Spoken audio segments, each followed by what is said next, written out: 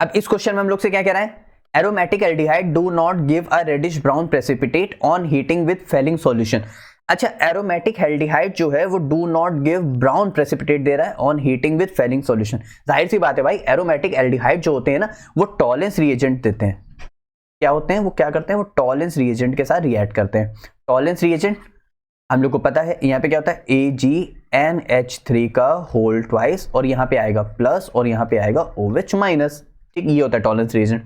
अब फेलेंस रिएजेंट जो होते हैं oxidize aliphatic aldehydes to carboxylic acid but not oxidize aromatic aldehyde like benzaldehyde.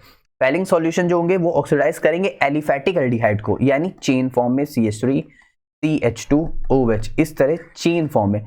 वो एरोमेटिक नहीं करेंगे, वो इस वाले CHO है ना, तो C डबल बॉन्ड OH, वो बेंजल्डिहाइड यानी एरोमेटिक एल्डिहाइड को क्या करेंगे, ऑक्सीडाइज नहीं करेंगे। क्यों? क्योंकि oxidation due to resonance stabilization of aromatic ring CHO group. यहाँ पे क्या होता है, यहाँ पे रेजोनेंस स्टेबलाइजेशन की मदद से वो क्या करता है, ऑक्सीडेशन आगे प्रोसीड नहीं कर पाता है।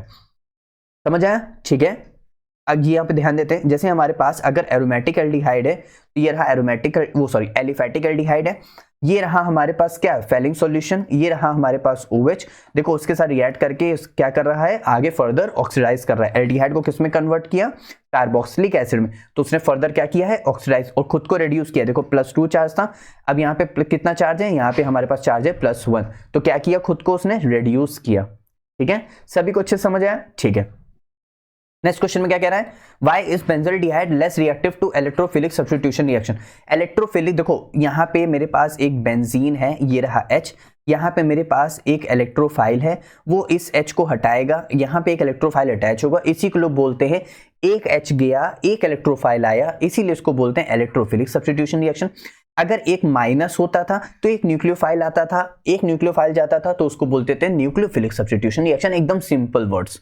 देन बेंजीन, बेंजीन शो कर रहा है बेंजल्डिहाइड लेस रिएक्टिव, वो जाहिर सी बात है क्योंकि इसके पास जो C double bond O group जो है वो रहेगा हमारे किस में, रेजोनेंस के फॉर्म में। कैसे, यहाँ पे ध्यान देते हैं, C double bond O bond की वजह से नहीं हो पा रहा है। क्यों? यहाँ पे ध्यान देते हैं, जो हमारे पास इस तरह जो CHO ग्रुप है in benzaldehyde is an electron withdrawing group है। ठीक है, इलेक्ट्रॉन विड्रॉइंग अपनी तरफ इलेक्ट्रॉन खींचेगा, it decrease the electron density. भाई ऑक्सीजन मोस्ट इलेक्ट्रोनेगेटिव है, तो यहाँ पे C double bond OH, oxygen most electronegative, तो यहाँ पे आएगा माइनस, यहाँ पे आएगा प्लस, तो ये बेंजीन रिंग से खींचेगा कार्बन, तो इसी वजह से क्या होगा, रेजोनेंस। अब इलेक्ट्रॉन डेंसिटी वो रिंग में से क्या हो रही है, डिस्टर्ब हो रही है, डिक्रीज हो रही है, ऊपर जा रही है, इसीलिए थ्रू -I इफेक्ट और थ्रू +M इफेक्ट की मदद से deactivating ring for substitution electrophilic, कौन सा, इलेक्ट्रोफिलिक एट ऑर्थो और पैरा पोजीशन।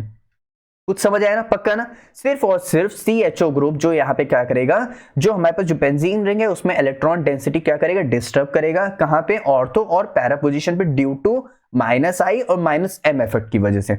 जैसे मेरे पास बेंजीन है, अगर इसी को हम लोग रिएक्ट कराएं HNO3 के साथ तो हमारे पास नाइट्रोबेंजीन बहुत अच्छे से बना देता है।